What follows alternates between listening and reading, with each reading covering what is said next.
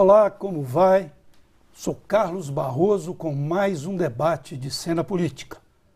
Há sempre críticas sobre incoerência, mas são várias legendas que se desdobram no apoio à presidente Dilma no plano federal e em Minas permanecem no ninho tucano do governador Antônio Anastasia. É uma história que se repete desde o apoio ao governo Aécio Neves e lá em cima ao de Lula. É o caso do PDT, do PTB e do PV, e também do PSD, partido orquestrado pelo ex-prefeito de São Paulo, Gilberto Kassab, que é uma dessas siglas divididas. Nem mesmo o embaraço que houve entre o ex-prefeito paulistano e o atual, o petista Fernando Haddad, por causa de denúncias de supostas propinas e irregularidades, tirou o PSD do colo de Dilma. Em Minas, o partido também tem o seu espaço garantido no governo. É o caso da Secretaria de Saúde, comandada pelo deputado licenciado Alexandre Silveira. Ele também ocupou, no atual governo, a Secretaria de Gestão Metropolitana. Mas em 2003, assumiu cargos de confiança de Lula aqui em Minas e também ocupou a direção-geral do DENIT, Departamento Nacional de Infraestrutura e Transporte, até 2006.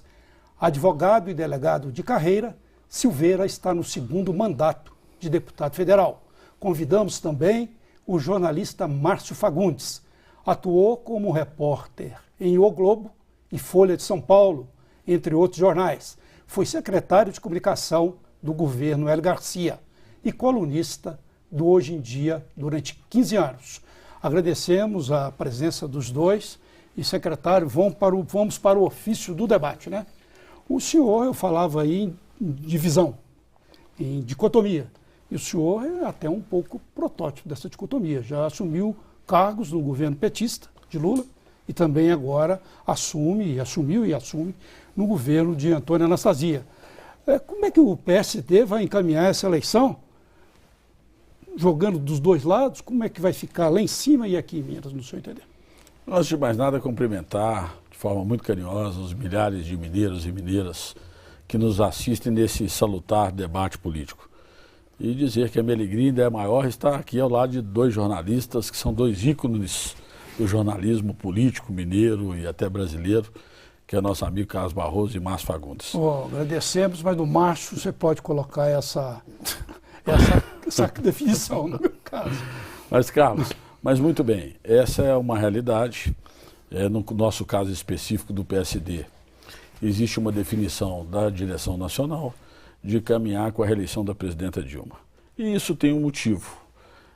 Na criação do partido, foi um partido criado, todos sabem, numa divergência dentro do Democrata, entre o grupo do ex-senador Jorge Borrausen e o ex-prefeito de São Paulo, Gilberto Kassab, com o Zé Agripino. Ali houve um racha e o partido nasceu no berço de São Paulo.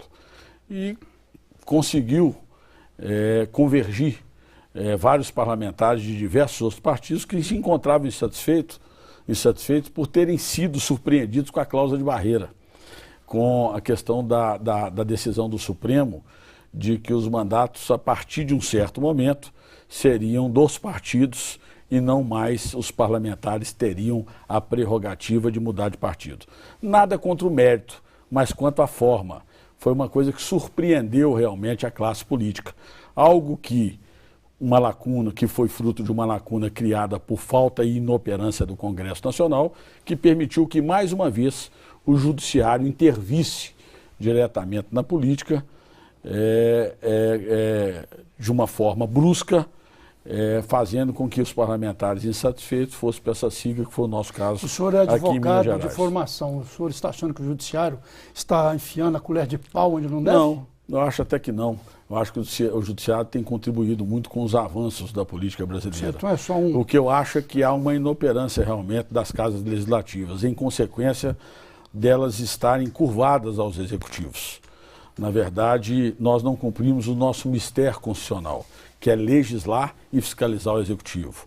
Eu, particularmente, inclusive de forma pública, tenho defendido que o maior absurdo que tem é o parlamentar se dispor, e não é diferente no meu mandato, a servir quase que exclusivamente, não é o meu caso, já que o tempo que eu tive no parlamento, tive a alegria de, nos 2 primeiros anos do meu mandato, entre 2006 e 2008, fazer parte da mesa diretora da Casa, e nos 2 últimos, presidi uma das mais importantes comissões da Casa Legislativa, que é a Comissão de Segurança Pública e Combate ao Crime Organizado.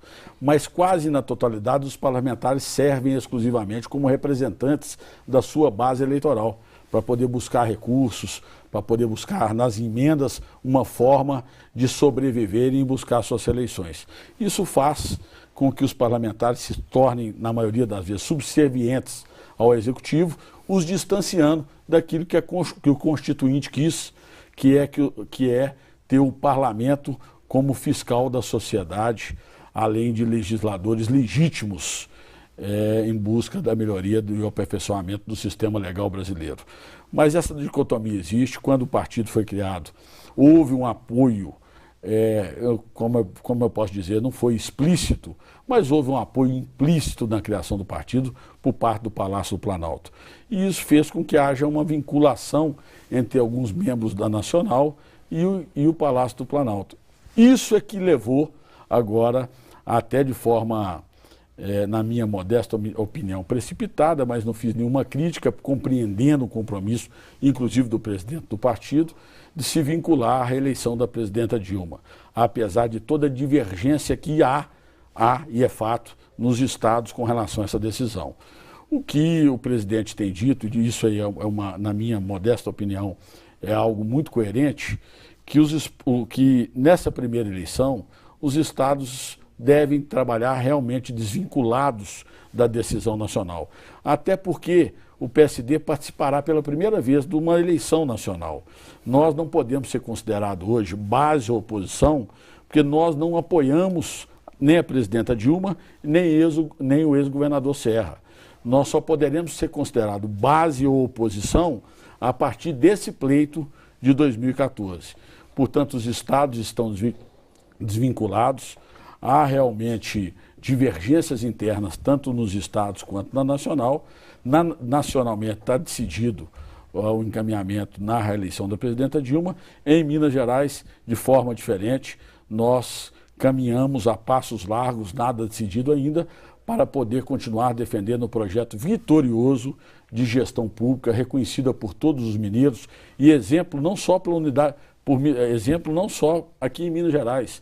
Eu sou testemunho como secretário de Estado, que eu recebo vários colegas de todas as outras unidades da federação, a fim de vir aqui visitar e buscar soluções para as políticas públicas dos seus estados, porque nós temos realmente em Minas, hoje, a unidade federada que tem a melhor qualidade da gestão pública do país. Secretário, você está falando sobre me desculpe, mas só que fala sobre, depois eu passo para você vai perguntar à vontade, que tem esse apoio desvinculados, foi uma decisão do partido. Mas isso se agrava à medida que o principal candidato da oposição, Aécio Neves, é aqui de Minas, e que a seção do PSD daqui deve apoiar Aécio Neves. Então vai haver um conflito direto com a decisão da cúpula nacional. Eu, particularmente, todos conhecem a minha opinião.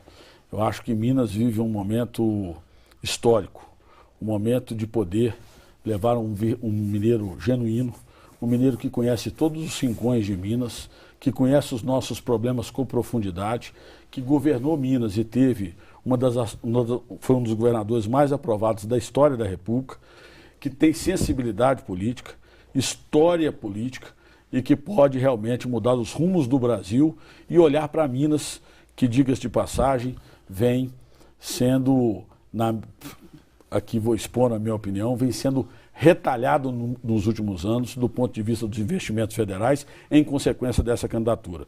Portanto, eu venho defendido de forma árdua que os mineiros devem se unir de forma, dessa vez, mais do que nunca, de forma histórica, a fim de defender as trincheiras de Minas Gerais. Márcio.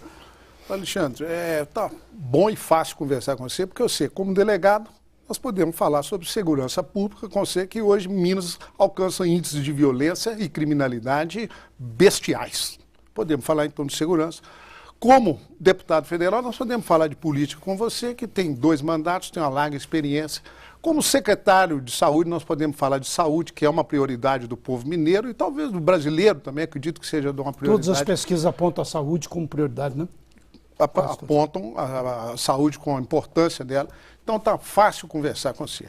Eu gostaria de começar pelo fim da sua fala, onde você diz que Minas hoje é um exemplo de administração pública e nós vemos hoje no jornal Folha de São Paulo de hoje, fala que tem 10 estados com problema de receita não fecha com gasto, Minas está inclusa, né, nessa relação de 10, inclusive por causa, talvez até dos seus investimentos, mas com gasto com custeio e tal. Minas tem problema sim com a sua administração da sua finança, e isso todo mundo sabe, que o choque de gestão foi um trabalho bem realizado de marketing, mas o Estado não vive uma boa realidade financeira nem de investimentos. E eu queria que você comentasse sobre isso, o fato do Estado vender para fora, que está muito bem, mas nós sabemos aqui que essa realidade não é tão assim. É verdade ou não? Olha, é fato. Minas tem uma economia fragilizada, em consequência da globalização. Nós temos nossa economia em cima de um tripé, que é o agronegócio, a mineração e a siderurgia. Todas commodities. Nós manufaturamos poucos os nossos produtos. Nós temos pouco valor agregado aos nossos produtos. E desde 2003, quando o senador Aécio Neves assumiu Minas, ele vem procurado criar mecanismos para que Minas possa avançar do ponto de vista da agregação de valor aos seus produtos, bem como criar outros pilares para a nossa economia. O que aconteceu, na verdade, e eu digo isso assim de forma bastante isenta do ponto de vista político, e digo até como cidadão, apesar de uma posição política clara, que Minas vem sofrendo uma retaliação muito grande dos investimentos federais que eram imprescindíveis para que a nossa economia alavancasse. E eu posso citar aqui de forma latente algumas questões. Nós não tivemos um palmo sequer do nosso metrô nos últimos 12 anos na região metropolitana avançando. A principal rodovia de Minas Gerais, na minha opinião, não só do ponto de vista da segurança ao cidadão, porque aquela que tem o título de rodovia da morte, que seria a duplicação da BR-381 de BH Valadares, diga-se de passagem, tema do primeiro debate eleitoral entre a ex-candidata, hoje presidenta Dilma, candidata de novo Dilma, e o ex-governador Serra, onde ela prometeu que no seu primeiro ano de mandato começaria essa duplicação. Eu digo isso, Márcio, porque nós temos naquela região leste, nós temos a celulose da Cenibra, que ocupa 22% da extensão territorial do Vale do Aço com a silvicultura. Nós temos o aço da Usiminas, o aço plano. Nós temos o aço inox e os aços especiais da Peranda, Celomital. E nenhum desses produtos são manufaturados ali, tem valor agregado ali, gerando emprego e renda de qualidade, uma verdadeira obsessão do nosso governo por falta de condições de escoamento desse produto. Nós podemos citar o anel rodoviário, um compromisso assumido, inclusive, pelo ex-prefeito de Belo Horizonte, que não saiu da promessa vã que poderia ter sido feita aqui. Nós podemos citar, na questão da economia, a questão do polo acrílico da Petrobras. O Sérgio Gabrielli, como presidente da Petrobras, esteve aqui vergonhosamente em 2007 e assinou um protocolo de intenção com o então governador Aécio Neves e não se tornou realidade. Uma palavra forte, gostaria que você explicasse melhor. A retaliação por qual motivo? Por causa da candidatura do presidente, do senador Aécio Neves. Nós todos sabemos, e aqui não podemos... ponto de prejudicar os correligionários dele, por exemplo, o Pimentel, que não fez o metrô aqui, a ponto de prejudicar até os correligionários. Eles entenderam, Márcio, que a desconstrução da economia... Eu chamo de um plano maquiavélico contra os mineiros. Eles entenderam que a desconstrução da economia mineira impediria que o senador Aécio Neves se tornasse uma referência nacional. Só que isso não aconteceu. Por quê? Porque com todas as dificuldades que enfrenta Minas, Minas ainda é um modelo para o país do ponto de vista de gestão. Você tem toda a razão. Nós vivemos limitações orçamentárias e financeiras muito latentes e precisamos de reconhecer isso.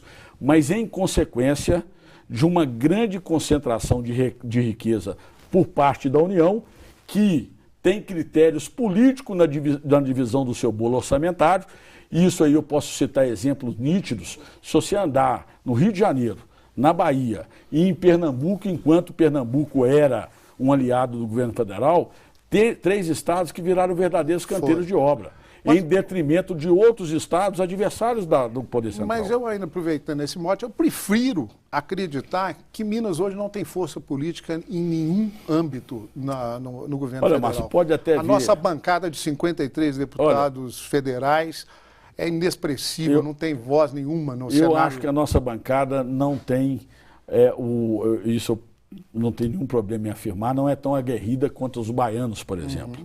Eu vivi no Congresso 4 anos e eu aprendi com uma frase que me falaram quando eu cheguei lá em Brasília como diretor-geral do DENIT, fui o sabatinado mais novo da história do Senado Federal, com 32 anos de idade, para assumir a maior autarquia do país, o órgão responsável por todas as rodovias, portos, ferrovias e hidrovias da nossa nação, de um país transcontinental como o Brasil.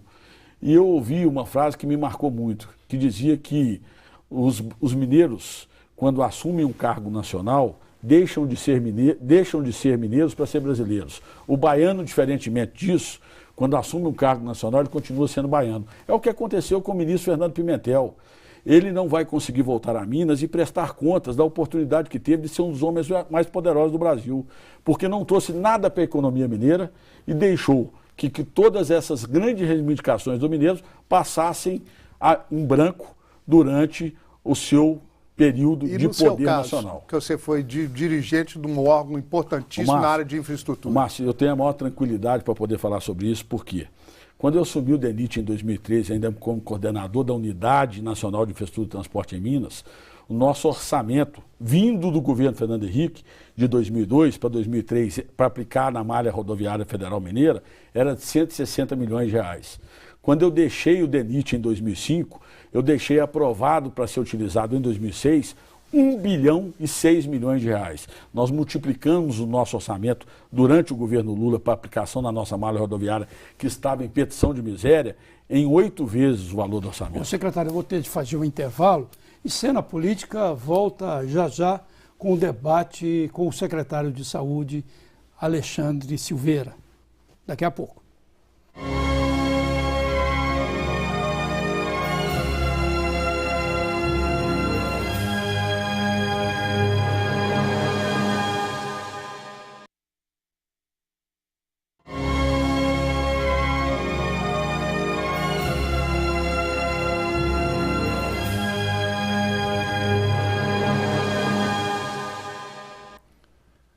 De volta à Cena Política, debatendo com o secretário da Saúde, Alexandre Silveira, do PSD, e com o jornalista Márcio Fagundes.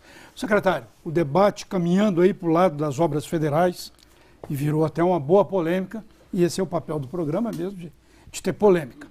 E hoje, a presidente Dilma, quando digo hoje, que o nosso programa vai ao ar agora, 11 horas da noite, com várias representações durante a semana, mas hoje, segunda-feira, a presidente Dilma foi a governador Valadares, falou das obras que estavam sendo debatidas aqui, a 381, e parece que ela cometeu uma incoerência, no seu entender, ela teria falado algo que não houve? Olha, ou será que isso aí é briga política apenas eleitoral? Em hipótese alguma.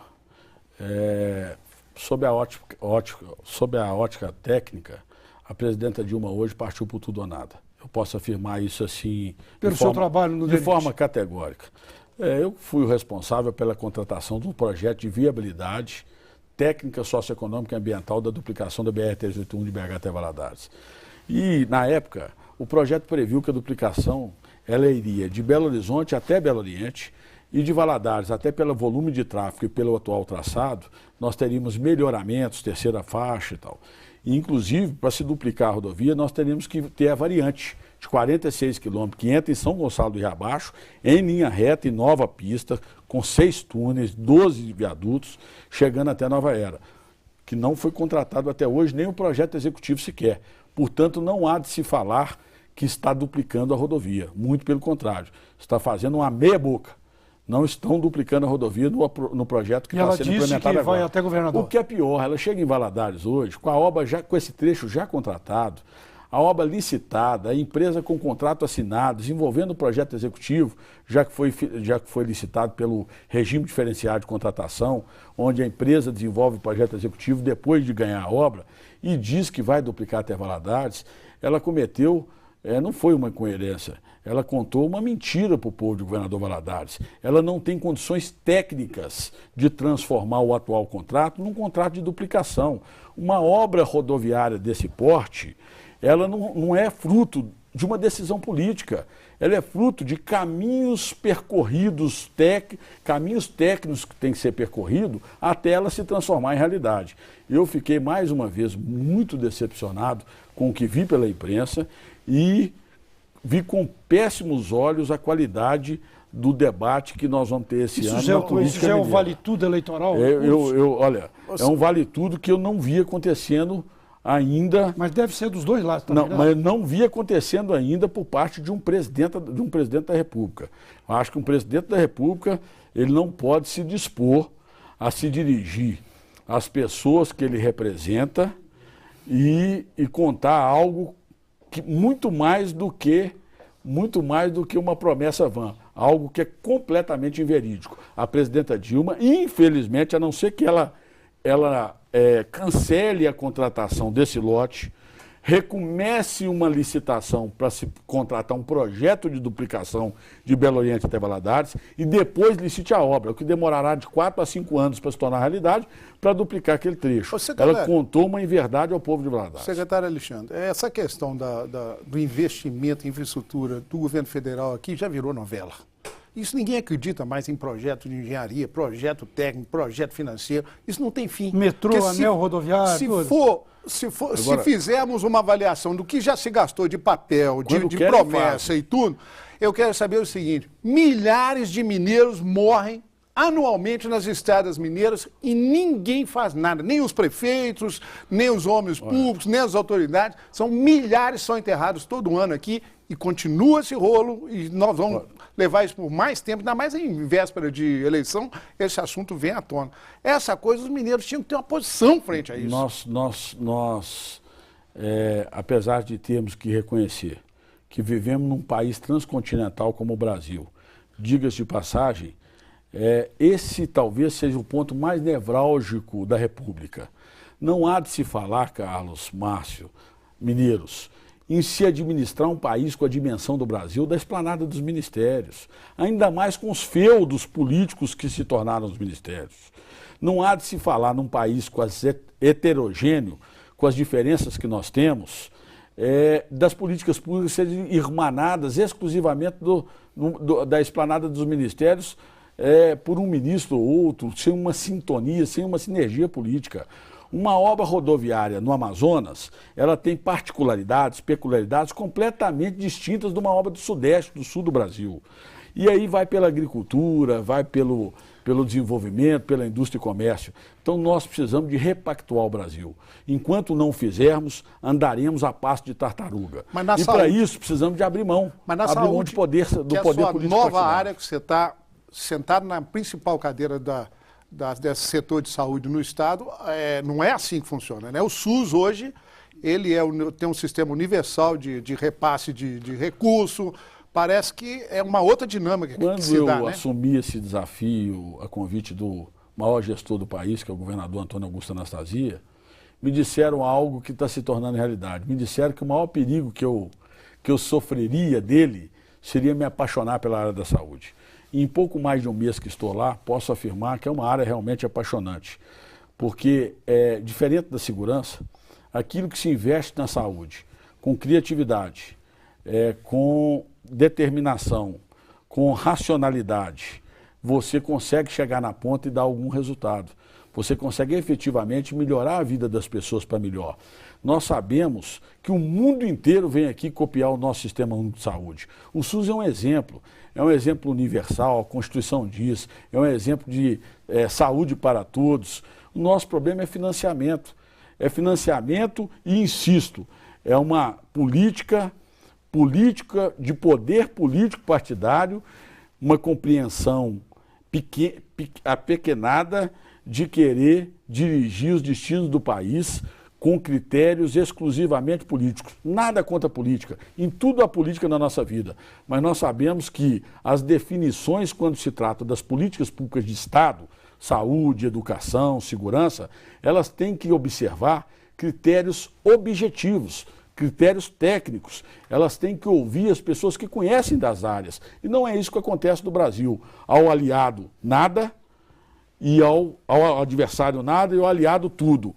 Com isso, quem perde é a população brasileira. Secretário, eu tenho alguma experiência com o campo de saúde, conheci muitas pessoas, pessoas próximas do campo de saúde, e não tem nenhum preconceito, não tem preconceito. Por exemplo, essas pessoas sempre me disseram que um dos melhores gestores de saúde que já houve nesse país foi um economista, foi o José Serra. Me disseram isso. Mas quando houve a sua indicação para a saúde, o fato de se tratar de um delegado, houve assim um certo murmúrio, um burburinho. As pessoas perguntaram, será que a saúde virou agora um caso de polícia? O mesmo que houve quando eu assumi o DENIT em 2003. Houve uma grande... Naturalmente eu não estou tendo preconceito. Não, ótimo, mas houve uma grande interrogação.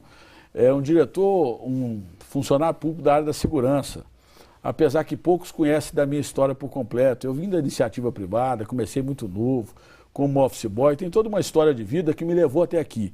Hoje eu me sinto muito confortável para dizer que independe da sua formação, o Zé Alencar definia muito bem essa questão.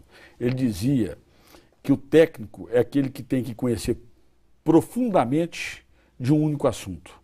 E o político é aquele que tem que conhecer pouco, mas de todos os assuntos. Exatamente para que ele tenha a sensibilidade pública de se unir ao técnico, ao profissional, que tenha profundidade e competência para poder tratar dos assuntos específicos, tenha a humildade de fazê-lo, que reconheça os bons profissionais que nós temos hoje na área pública, para que ele possa cumprir o seu mistério de dar um resultado e melhorar a qualidade de vida da população. Gestão. Sem dúvida nenhuma. Secretário, historicamente, essa pasta que o senhor está ocupando hoje, ela sempre fez deputados. Está aí o Pestana, prova disso. Está aí o Saraiva, prova disso. Bem pensado, viu? Bem pensado. O senhor está assumindo para desincompatibilizar em breve ou não? O senhor continua na cadeira? É uma pasta realmente, do ponto de vista político, poderosíssima.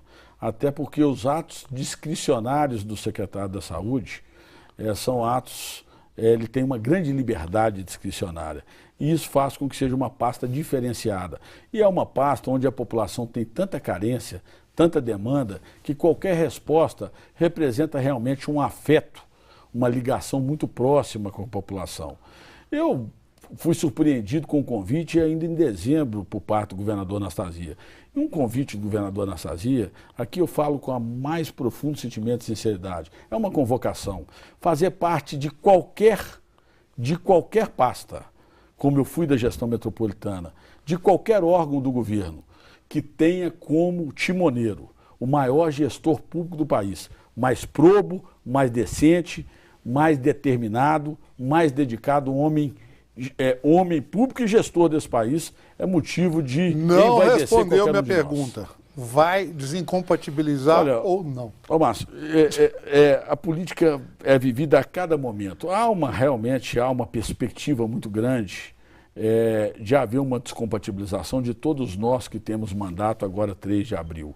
Eu não estou afirmando, não quero deixar aqui de forma afirmativa, porque realmente hoje eu me sinto muito mais uma peça de um projeto do que propriamente um projeto. Eu não tenho um projeto pessoal na vida pública. Eu venci, Márcio, e aqui eu quero, assim, de forma muito sincera, destacar isso. Eu cheguei muito mais longe do que imaginava chegar.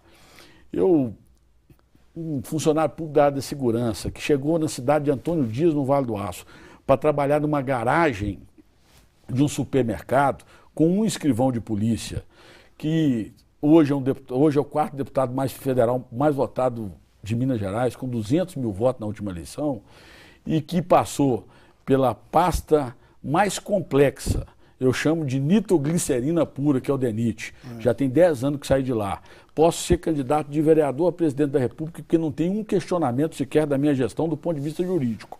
Passei agora por 3 anos na gestão metropolitana e agora secretário de Saúde, O que me resta agora é poder retribuir ao povo mineiro o carinho e a confiança depositada em 98. Dizem até que o secretário cobiça. Isso que eu ia falar com você, que eu tenho de dar um intervalo, mas eu não ia te roubar essa pergunta que você estava falando antes do programa, né? Dizem que ele cobiça o cargo mais importante que vai ter nessa sucessão estadual aqui, que é a suplência do governador Antônio Anastasia no Senado. É verdade? Eu tenho e volto a ressaltar, disse isso agora, volto a dizer, eu me sinto uma peça num grande projeto. Um grande projeto que é os mineiros terem alguém que conhece os nossos problemas à frente da presidência da República, que é o senador Aécio Neves.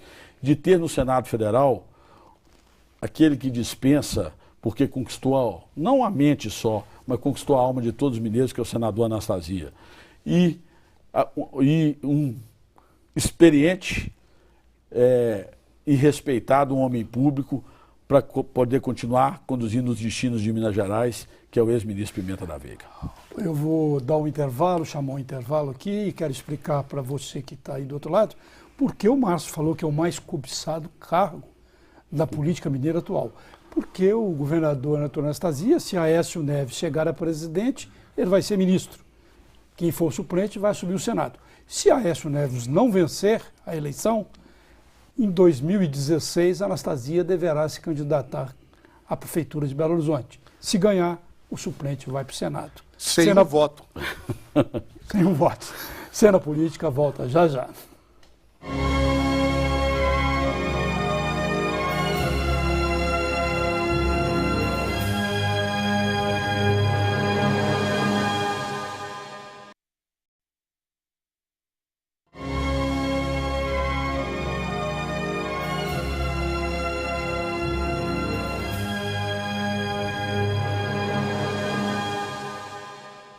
Cena Política volta com o debate com o secretário da Saúde, Alexandre Silveira, do PSD, e o jornalista Márcio Fagundes, secretário, puxando a polêmica, o debate aqui para Minas Gerais.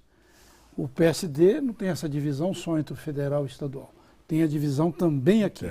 Na última eleição municipal, o partido deu uma rachada entre o apoio a Márcio Lacerda, que se elegeu, e a Patrus Ananias, do PT. E agora? Temos aí de um lado Pimenta e de outro lado Pimentel, entre os dois principais candidatos, né? Como que vai ficar o partido? Vai ficar também rachadinho entre os dois? Olha, Carlos, no princípio do programa, você tocou em algo que o eleitor não perdoa, o cidadão não perdoa, que é a incoerência. A minha posição foi muito clara na eleição do Márcio, porque nós tínhamos feito uma convenção, decidido democraticamente acompanhar o Márcio. Não tínhamos nada a ver com a questão se o PT ia, se o PSDB ia. Foi uma questão interna do PSD. O Patrus não era candidato até 24 horas. Mas, né? de repente, de forma abrupta, entenderam de fazer uma mudança depois de uma decisão do PT de ter candidatura própria. Eu fui para a Justiça, ganhamos dos 3 âmbitos, ganhamos aqui, ganhamos no TSE, e mantivemos o partido com o Márcio Lacerda, que nós entendíamos que era o melhor para Belo Horizonte. Mas alguns nomes foram com o Patrus. Vários nomes. 2 ou 3 nomes do partido continuaram lá onde eles queriam que o partido tivesse. Mas o partido, institucionalmente, e os nomes do partido que militam na política de Belo Horizonte ficaram com o Márcio Lacerda. Mas voltando à questão Pimenta e Pimentel de 2014, há realmente algumas divergências internas. Mas eu sinto que há, acima de tudo, uma grande responsabilidade na nossa bancada, que é quem vai decidir os destinos do partido agora em junho, na eleição de 2014. Mais do que isso, há uma grande responsabilidade e uma compreensão de que é importante darmos continuidade ao projeto de gestão implementado desde 2003 em Minas. Mas mais do que isso, há também a questão da sobrevivência política. Eu acho que nenhum parlamentar que não for do partido da presidenta Dilma terá sucesso eleitoral se não estiver defendendo o projeto verdadeiramente dos mineiros, que é eleger um presidente da República que conheça Minas Gerais e que seja mineiro genuíno, que é do senador Aécio Neves. Qualquer um que dervija disso vai ter dificuldade eleitoral. Pode perguntar depois de emenda minha. Ô, secretário, nós sabemos do pragmatismo político que existe hoje no Brasil. Vai desde o fisiologismo até É fato. Então a questão é o seguinte, véspera de eleição, se as pesquisas derem que os candidatos, os postulantes à presidência da República estão mal colocados, não tem um prefeito que abra os braços e vai defendê-lo. Isso não tem, o senhor conhece isso muito bem. A questão que tem, Minas tem na genética do seu povo uma componente de traição histórica. E busca lá atrás. Lulécio saiu aonde? Dilmazia saiu aonde? Nós vamos agora para uma eleição que tem todas as componentes de traição novamente. Você ia buscar na Inconfidência Mineira. Isso está na genética do povo mineiro, é a traição, ainda mais da política. Eles gostam de traição. Então não, eu acho difícil sair desse cenário. Márcio, eu nesse ponto vou me permitir divergir. Por uma questão elementar. Os mineiros vêm absorvendo, com muita dor inclusive, a questão da retaliação do governo federal com relação à aplicação dos recursos federais. Não só isso, o fomento da economia mineira. Diga-se de passagem, nós não tivemos aqui, tivemos a expectativa da Foxconn aqui no Vetor Norte, isso não aconteceu. Volta ao polo acrílico, que seria um outro pilar da economia mineira, que vergonhosamente o ex-presidente da Petrobras veio aqui, assinou com o então governador Aécio Neves um protocolo de intenções, depois levou para Camaçari, na Bahia. A questão da medida provisória do presidente Lula, que tirou a Fiat daqui e levou para Pernambuco. Então, são questões que os mineiros vêm amargando nos últimos anos. E todos temos hoje a compreensão que é fundamental nós alinharmos o governo federal com o governo do Estado.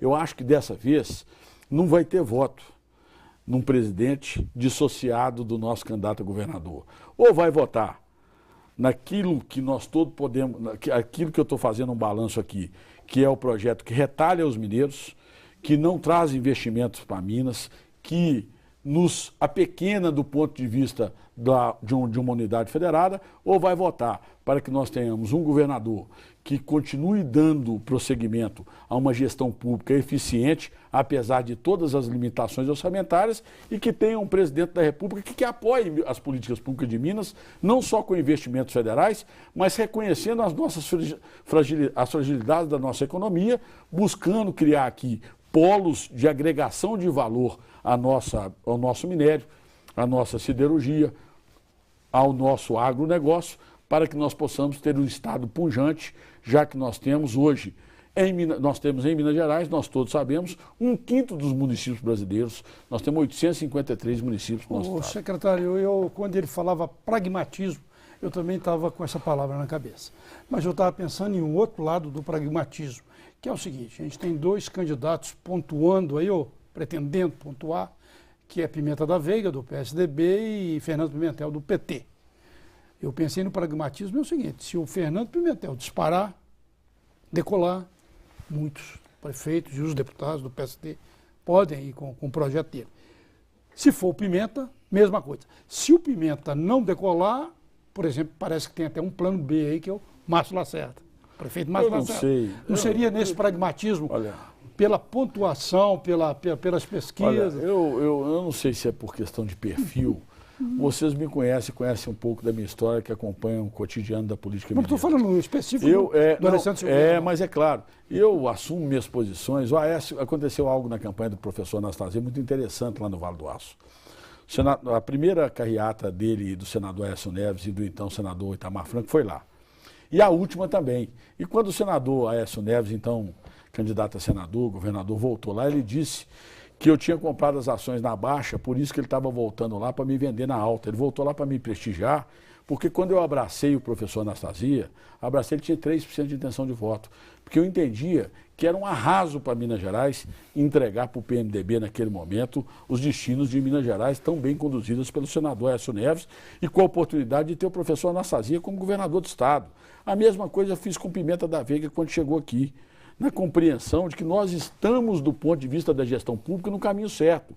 O que nos resta agora é ter o respeito do governo federal com relação a Minas, com relação a esse Estado que tanto representa para o Brasil e que não vem tendo um reconhecimento por parte do Palácio do Planalto. O Palácio do Planalto, muito bem define Pimenta da Veiga, virou as costas para Minas Gerais.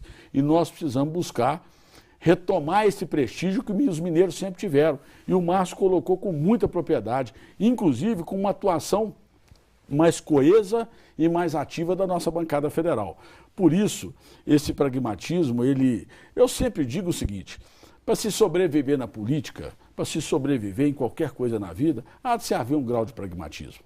Agora, o que eu critico é o pragmatismo exacerbado, é aquele que não compreende que fazer vida pública é renunciar muitas vezes a si próprio para poder servir.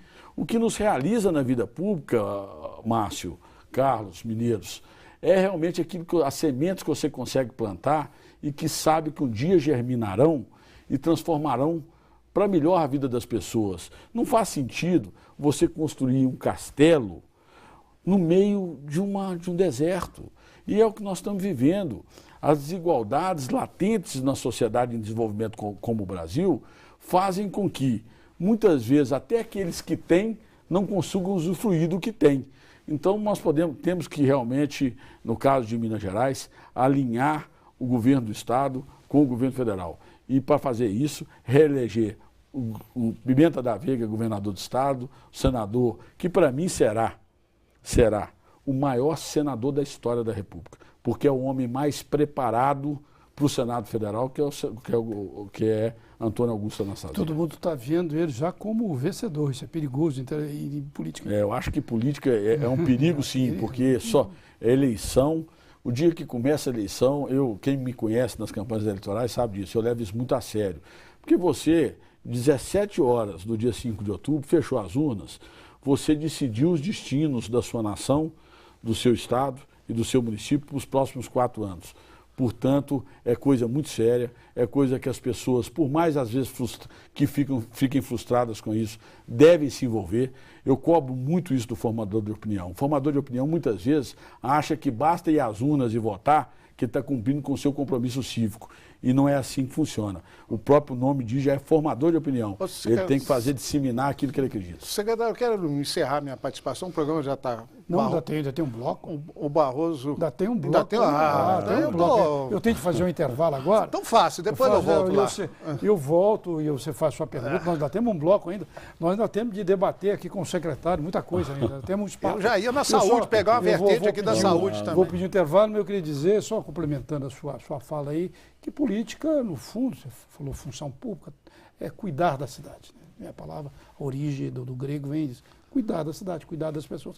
E que o senador José Alencar, com quem eu trabalhei como assessor na candidatura ao Senado, ele dizia que ele não gostava de ganhar a eleição, que gostava de disputar. Ele gostava do trabalho da disputa. Né? Do contato com a população durante a campanha realmente. eleitoral. E deu certo dessa maneira. Cena Política volta já já.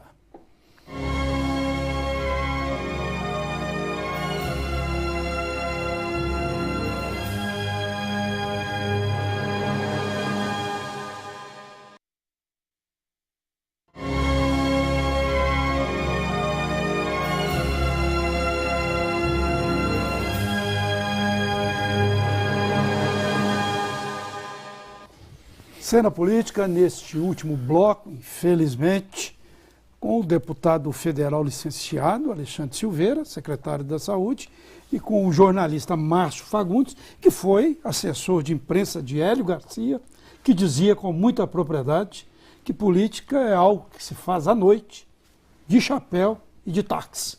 Quer dizer, grande mestre da política mineira. Ou seja, política é aquela coisa que não se faz às claras, né? O dia que ele faltar, vai se encerrar um ciclo na política mineira. Sem dúvida. É uma sapiência. Mas, ô secretário, voltando ao nosso debate, o PSD, nessa última mudança que houve aí de partidos, quando foi aberta uma verdadeira porteira de mudanças, foi um dos partidos que perdeu bastante. Perdeu para o Solidariedade, perdeu para o PROS, né? Houve perdas de deputados federais.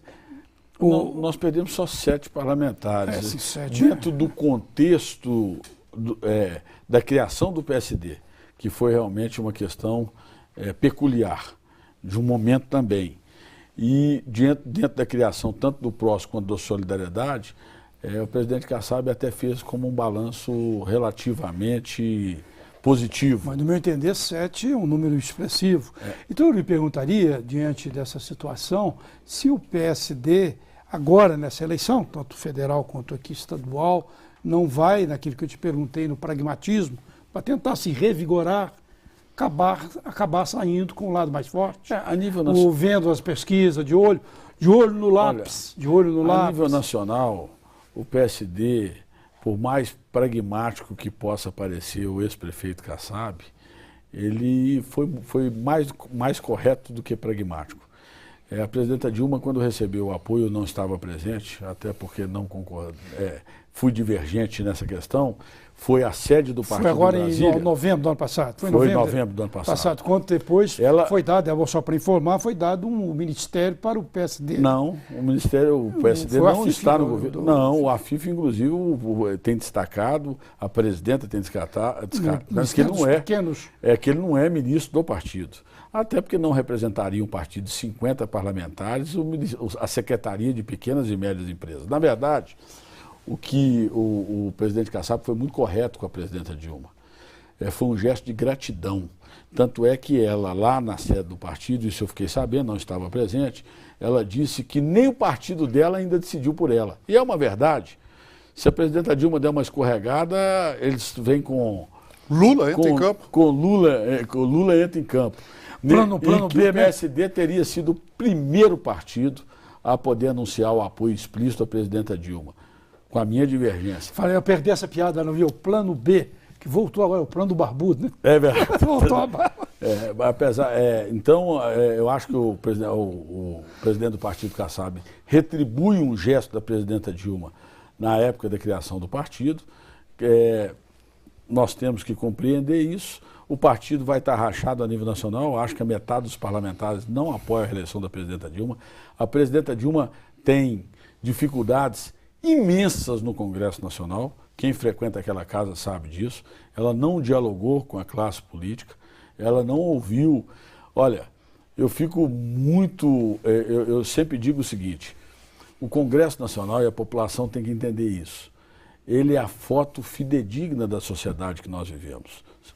Quem convive no dia a dia dele sabe disso. Nós temos do mais desqualificado ao mais qualificado homem público, do mais decente ao mais imoral homem público. Então ali é onde as diferenças se encontram. Aqui, à medida que nós melhoramos como cidadãos, à medida que a educação chega, é que nós vamos melhorar a qualidade dos nossos representantes. É assim que acontece. Portanto, aquela casa, por pior que seja, o Estado Democrático de Direito representado pelas casas legislativas é, sem dúvida nenhuma, um grande modelo que nós devemos sempre defender nas nações no mundo inteiro. É a democracia. E eu acredito que a presidenta vai enfrentar muita dificuldade. Nós temos aí 2 grandes homens públicos, tanto o senador Aécio Neves quanto o ex-governador Eduardo Campos. A batalha vai ser feroz. E não saiu do governo ainda não. Né? Vai ter 2 turnos essa eleição e eu não consigo ver a presidenta Dilma reeleita. É um feeling muito pessoal. Eu acho que exauriu esse modelo que está colocado hoje, não só por todos os escândalos, todos os problemas que aconteceram, mas exauriu mesmo o modelo de gestão implementado. Nós não tivemos as mudanças necessárias que o país tanto requer, que é rever o Pacto Federativo, que é rever a questão tributária, que é ter coragem para poder enfrentar os grandes interesses, como o Serra fez no Ministério da Saúde, e entregar para a população um país mais moderno do ponto de vista institucional e, consequentemente, com mais poder de resposta nas questões que a população está... Vocês não entenderam o Aécio, eu vou pegar isso aí do Eduardo Campos, né, que ainda continua no governo. O Aécio e o Eduardo Campos estão assim, testa a testa, para ver quem que seria o candidato da oposição contra a Dilma? Eu acho que o candidato da oposição é o senador Aécio Neves. É uma lógica. O PSDB é o partido que contrapôs todo o tempo o governo da presidenta Dilma. O ex-governador Eduardo Campos fez parte desse governo. Tem um discurso até acertado. Mas eu estou falando de possibilidades de chegar. Eu acho que o senador... Se você for analisar racionalmente, o senador Aécio Neves tem uma estrutura partidária, é candidato por Minas Gerais, um partido do Sudeste, É um candidato que vai ter uma grande inserção em São Paulo, até pela peculiaridade e pela capilaridade que tem o PSDB em São Paulo. É um candidato que vai entrar muito bem no Sul e no Centro-Oeste. Então eu acho que o senador Aécio Neves, hoje tem uma larga vantagem sobre o candidato Eduardo Campos, a quem nós devemos todo o respeito pela coragem que está tendo, mesmo tendo sido tão contemplado pelo governo do PT durante todo o tempo do governo do presidente Lula, a coragem que está tendo de ir até a sociedade e dizer, olha, mesmo eu tendo sido filhote do ponto de vista das aquisições no meu estado do governo federal, mesmo se os meus números aqui no estado são tão bons, porque recebi muitos e muitos recursos do governo federal, eu entendo que o país precisa avançar mais e melhor. Portanto, é o fim de um ciclo para início de outro.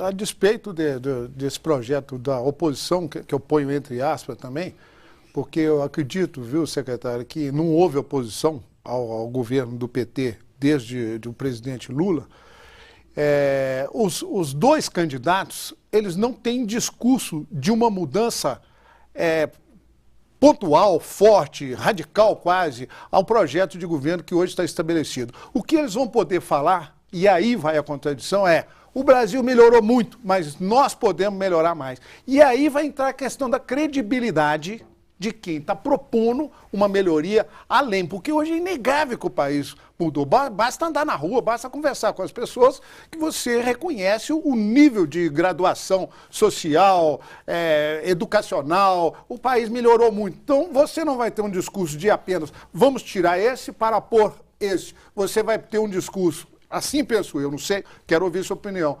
Nós vamos melhorar o que está aí de tal forma. Me respeite uma observação. A instituição da reeleição, na minha modesta opinião, foi um grande mal ao país. Porque um presidente da República, se ele espirrar, ele tem repercussão em todos os telejornais do país, em todos a imprensa escrita do país. É verdade, ele é um marketing ambulante, né? Exatamente, um candidato de oposição, ele tem que praticamente colocar uma melancia na cabeça para poder ter 2 segundos de televisão. Eu não vou citar aqui a emissora, mas nós fizemos outro dia um parâmetro, uma grande emissora nacional, enquanto a presidenta Dilma teve, num certo período, 21 minutos de aparição, inclusive nos horários mais nobres, o candidato, o senador Aécio Neves e o candidato Eduardo Campos tiveram 26 segundos. Então, de 21 minutos para 26 segundos. Então, a campanha se dará realmente dentro do processo eleitoral, quando todos terão que se expor e colocar as suas ideias para o debate e onde os brasileiros estarão mais atentos à questão política eleitoral deste ano, que é tão importante para o destino do Brasil. Eu tenho uma visão muito clara que o Brasil não suporta mais o que está aí.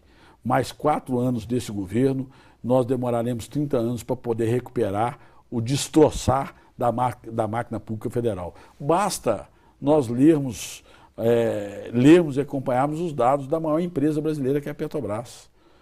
A Petrobras, se continuar subsidiando de forma equivocada o Brasil, de forma equivocada o brasileiro, e continuar sendo partidarizada como é hoje, nós vamos ter a maior empresa do país chegando a perto do caos. Secretário, não posso perder essa oportunidade rapidamente, até porque eu considero uma prioridade na vida nacional a saúde. O senhor podia fazer um balanço rápido desse contato que o senhor está tendo com essa área? O que Minas está fazendo de bom?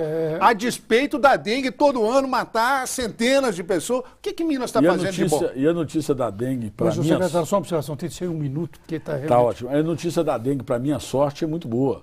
Ano passado, em janeiro do ano passado, nós tivemos 31 mil casos suspeitos de dengue. 1.100 casos confirmados e 20 óbitos. Esse ano nós tivemos pouco mais de 200 casos e apenas 1 óbito até hoje. Não que um óbito não seja algo relevante, mas os índices caíram veementemente. E nós, só para concluir, Márcio, nós temos hoje programas fundamentais para os mineiros na área da saúde.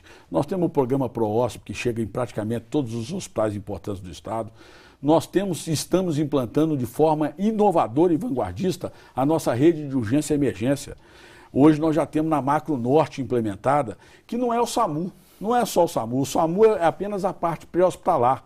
Nós fazemos toda uma eleição dos hospitais conforme a sua especificidade, neurocirurgia, cardiovascular, para que nós possamos chegar com o paciente emergencial no menor tempo possível, no local mais adequado possível, para poder evitar aquelas mortes que nós chamamos de mortes evitáveis, que as pessoas que perdem a sua vida por exatamente, muitas vezes, ser socorrida rapidamente, mas não chegar num local que ela possa ser atendida dignamente e de forma adequada pelo nosso pronto atendimento. Olha, agradecemos novamente a presença do secretário e do jornalista e novamente Cena Política estará com você na próxima semana, levando o debate, a polêmica até a sua casa.